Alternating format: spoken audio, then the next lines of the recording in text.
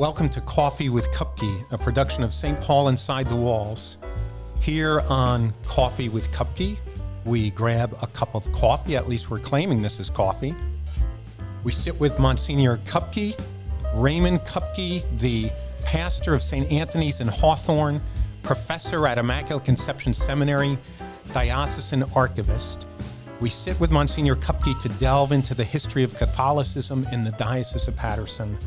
My name is Father Paul Manning. I am the vicar for Evangelization for the Diocese of Paterson. And here I am with Monsignor Kupke.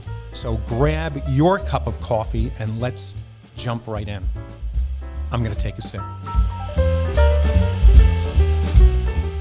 At the conclusion of our last episode, Monsignor Kupke was afraid that I was leaving Father McNulty for good and paying short shrift. So we probably have at least one and maybe two more episodes on Father McNulty. But we left him at the consecration after 20 years after its opening, having paid off the debt. Right. The cathedral was actually consecrated on the Feast of Peter and Paul. And we talked a little bit about the interior. Anything else you want to mention about the interior itself? Or McNulty, the descriptions of the cathedral when it was opened was that it could hold 2,000 people. Oh, my. Now, I don't know you would pack them in with a shoehorn. Well, people were smaller then, you know. That's true. And they didn't have demands for comfort like we do exactly, now. Yeah. You know, so they packed them in. I can't imagine putting 2,000 people in there today, but yeah. One of the interesting features are the windows.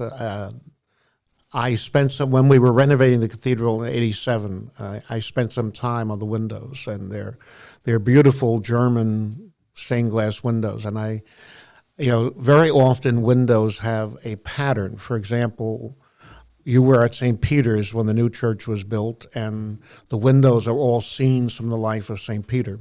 Yes, that was my suggestion, by the way. So we have other places like St. Bonaventure's in Paterson has all Franciscan saints in the windows. So I'm looking at the cathedral, and I'm trying to figure out the pattern. The pattern, and there's just no pattern. They're all over the place, you know. And finally, one day I went in and I started reading the little plaques, you know, yes. And basically the pattern is whoever donated the window got the saint. Yeah, so there's some oddities. The two windows facing Main Street are the original two, St. John the Baptist and St. Dominic, given by the St. John the Baptist Sunday School Teachers Association, which is an amazing which was an enormous operation at the time, and the other side, the Parish Rosary Society. Gave St. Dominic. Got it, yeah. But I've always been fascinated, you know, he could not have done this on purpose, I don't think, but the three windows that face the bishop's throne are all bishops. Okay. St. Patrick. Maybe we was putting the pulpit in the right place. That's it. You know, I sit there and say he could not have known this. He couldn't have done. But then you sit back and say, maybe he did. Yeah. But St. Patrick, St. Charles Borromeo, and St. Richard of Chichester, and the men who donated, the families who donated the three windows. It was Patrick Lee and Richard Charles O'Neill, and yeah. But you've got a famous evangelizer, a famous reformer from the Council of Trent, and a famous liturgist, all facing that doesn't sound Bishop accidental. Sweeney every time he sits down on that throne. That doesn't sound like an accident. So Paterson is growing by leaps and bounds. You give numbers of the growth in population over the years. It's just astronomical. And pretty quickly, Father McNulty is buying properties so that other churches and other parishes can be founded. Yeah, he just loved to build. Yeah, it's hard to say it any other way. There is a period there of like 20 years when he has a building project going on every single year, either a new building or an addition so he's got a couple of things while he's building the cathedral. He's got a couple of other things going on. First of all, he's beginning to set up satellite churches as downtown Paterson is beginning to spread. By the time McNulty dies, the downtown section did not have that many people living in it anymore. It had become a business. The cathedral had almost shrunk in size compared to some of its daughters. Yeah. But he's setting out first St. Joseph's up on Sandy Hill, and then St. Mary's, and ultimately St. Agnes and St. George. There's a lovely story about St. George, the original church. They bought a public school. I Public School 9, and for years Pattersonians referred to it as St. Ninesy's. After the public school. So he's building all of these churches, but not just in Paterson, because he's in charge of the area. So he built St. Luke's and Hohokus, which was a mission of St. John's, all the way up there in Bergen County. Yeah. But then he's also building social institutions, St. Joseph's Hospital, the Little Sisters of the Poor, St. Francis Residence for Women, unbelievable, Mount St. Joseph's Orphanage. And while that's all going on, he's also restructuring the Catholic education system of Paterson. So he renovates several times the St. John's Catholic school offerings. He brings in not only the charities, but also ultimately the Christian Brothers to run the boys section of what we would call today the middle school. Yes. And then by the time he's gone, they've with the assistance of some very sharp Sisters of Charity, they move up to a high school. So he's constantly rearranging. It was very difficult to really delineate the schools of Paterson because there were so many of them. There were a couple of private academies that disappeared as he's rearranging and shifting from this building to the other building. Now, it seems to me normally the foundation of parishes and the foundation of Catholic schools, normally that would be decided at a diocesan level by a bishop and his cabinet saying we need to do this. It sounds like he's taking a lot of initiative.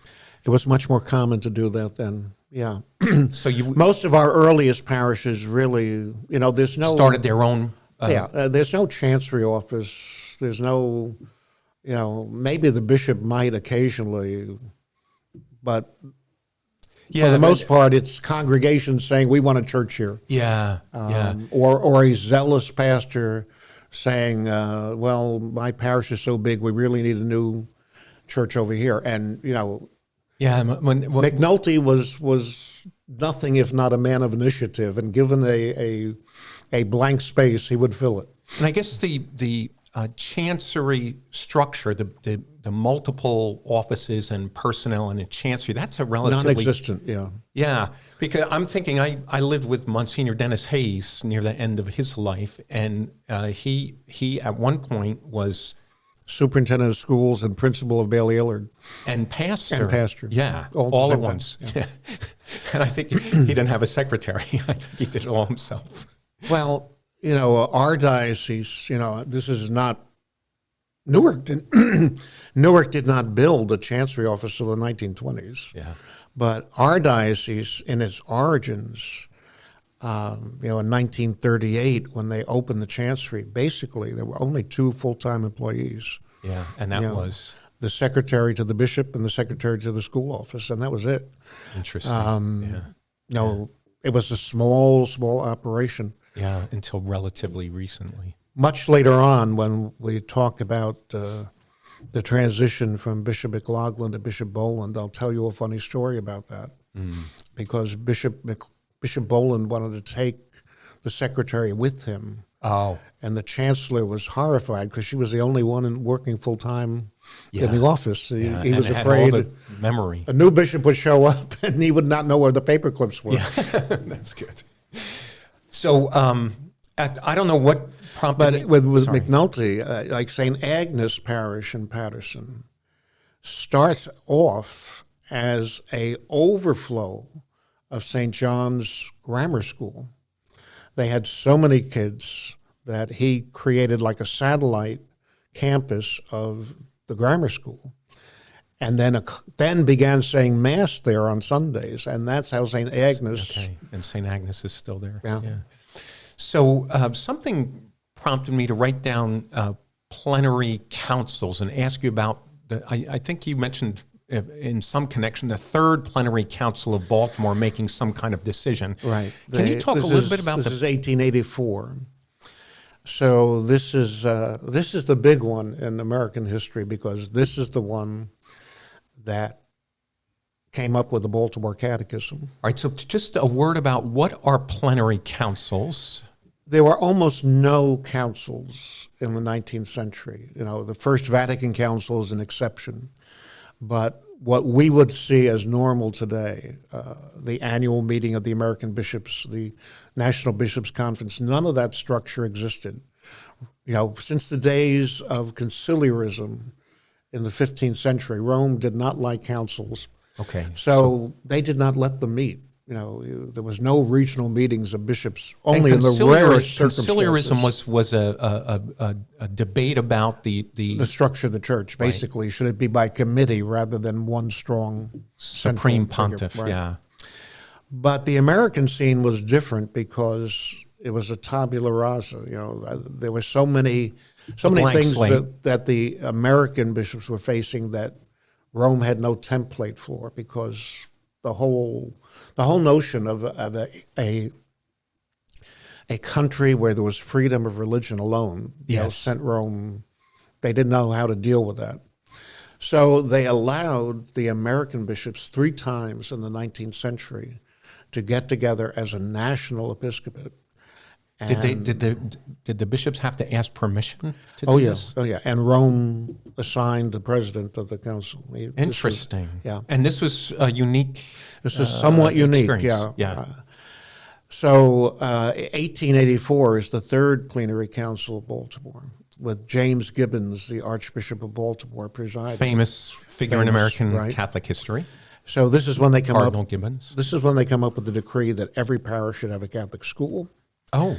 And this is the council where they come up with the Baltimore Catechism, which was partially written by a New Jersey priest. But do you want to mention the name? Went right out of my head. Okay. But so as a result of this, they're beginning to look, as the Eastern dioceses in particular, are beginning to become more urban and more structured. So it's at this council that they decide that there should be basically diocesan boards of consultors, vicars forain, that the larger dioceses could be divided into deaneries, what we would call them today, and also that certain parishes of inestimable worth should be designated irremovable pastorates. So if you wound up in one of these, technically the bishop should leave you alone and you should be pastored there for life. And was this in canon law, or was this an American? It was an American adaptation of canon law. Okay, so the Third Plenary Council says there should be vicars forain, what we know of as deans of geographical regions in the diocese. So the diocese is split up into deaneries. Yeah, basically, you can see the growth, because basically the Morris Sussex Deanery, by the end of the 19th century, this is what was just one parish at the beginning of the 19th century. Morris and Sussex. But it had grown, and there were more priests, more churches. So is it at this time that Father McNulty gets the title? McNulty hits the jackpot. All right, so let's talk about that. He is made vicar forain of Passaic and Bergen counties. That's the deanery. Okay, so a vicar forain gets the title dean. Right. Okay. He's also made a member of the Board of Consultors, and he is made an irremovable pastor. St. John's. Irremovable pastor. That is quite a title. It is. I mean, we don't really. When you think about it, it's. Some pastors can't be moved in other ways, but anyway. So he gets Sometimes it sounds like something we should bring back, you know. Right, right. So this is a guy who deserves to be an irremovable pastor. Right, but, right. So what year is this that he becomes dean? Like 1886, I think. And he's going to die in 1922? Yes. So, oh, wow. Yeah. No, McNulty, again, today we retire pastors at 75. Yeah.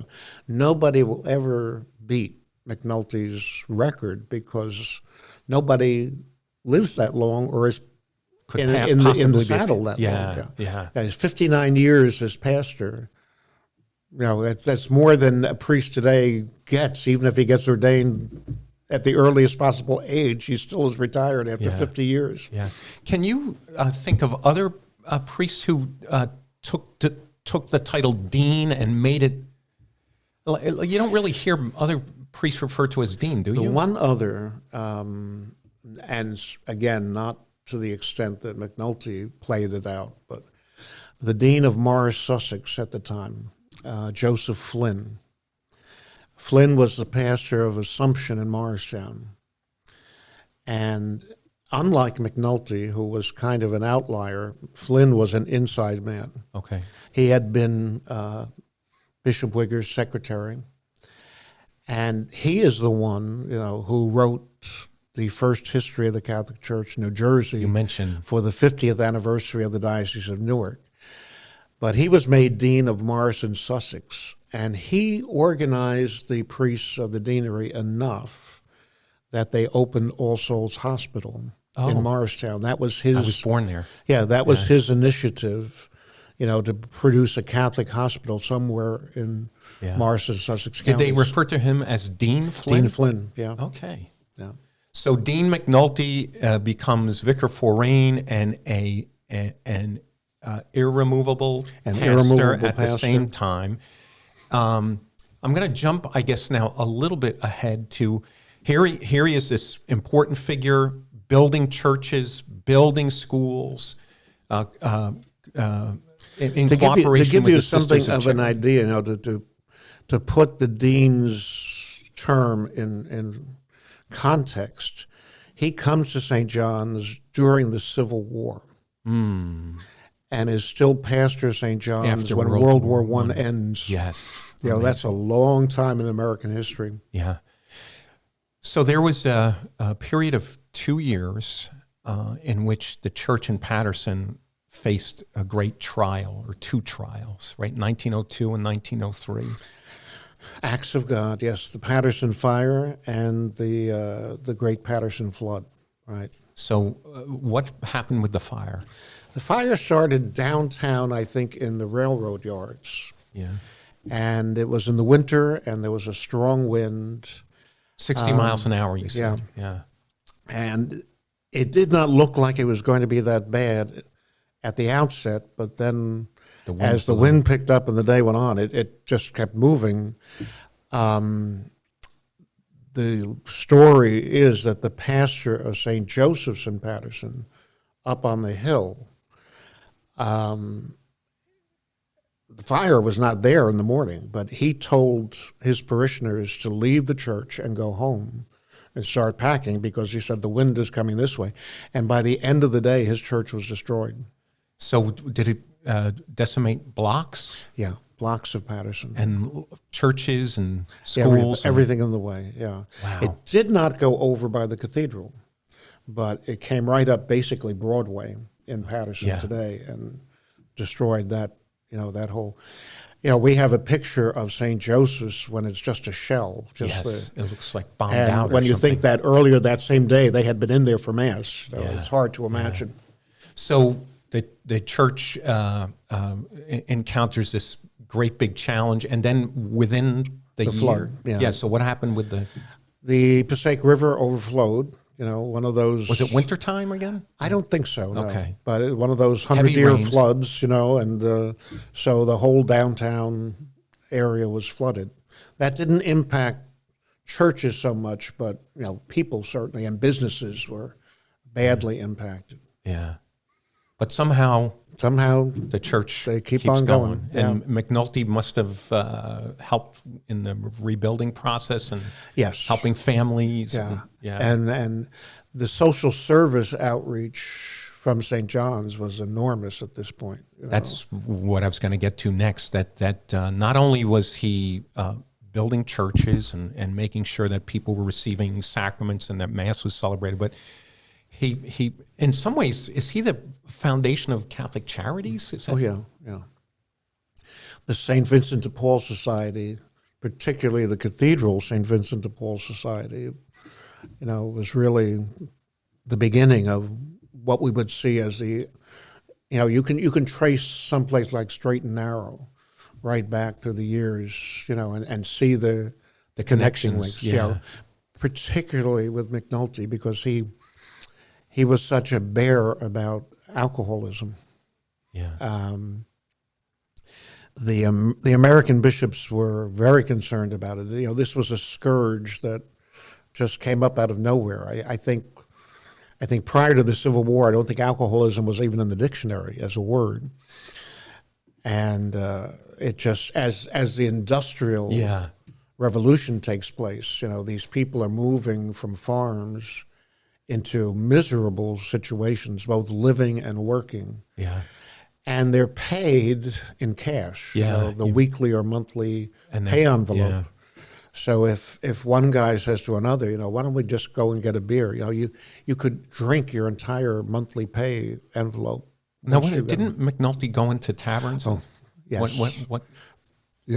Again, this is a place where you think that it's an exaggeration, except that it's been printed so many times that you have to think it was real. Apparently, on Friday afternoon, the women of the parish would gather on the lawn of the rectory and start praying the rosary. And then at like 5 o'clock, the dean would come out with his shillelagh in hand. A shillelagh is the walking stick. A walking stick, So, and then he would nod to the ladies, and they would start this procession, and they would visit every saloon in downtown Paterson. Wow.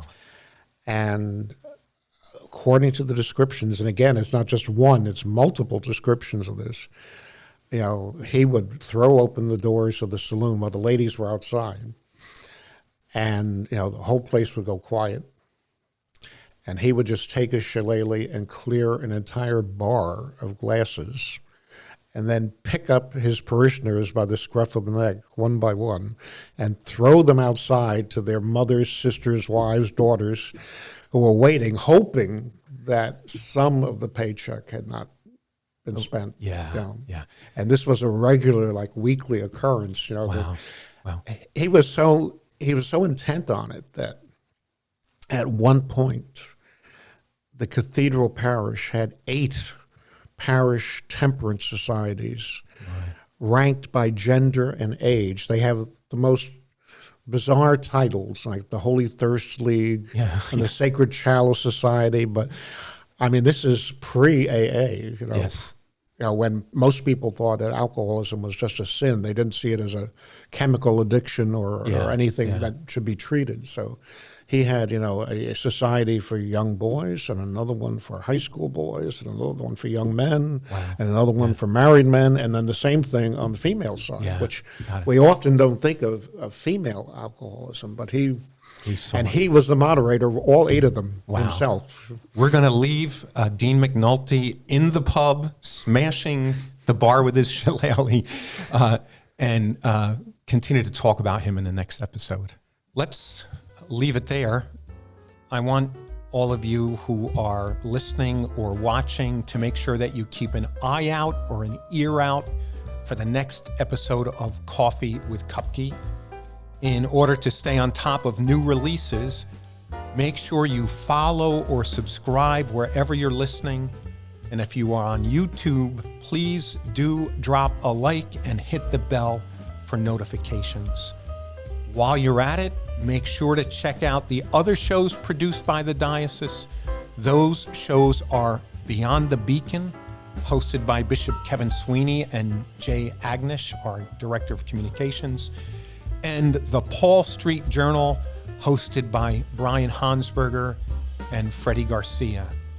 I want to give a special thanks to Joe Ginexi, our sound and visual engineer, Caitlin Ferrari, who's involved in pre- and post-production, and Freddie Garcia, who's helping out with this podcast in addition to doing his own. With all that said, I just want to thank you for joining us in Coffee with Kupke.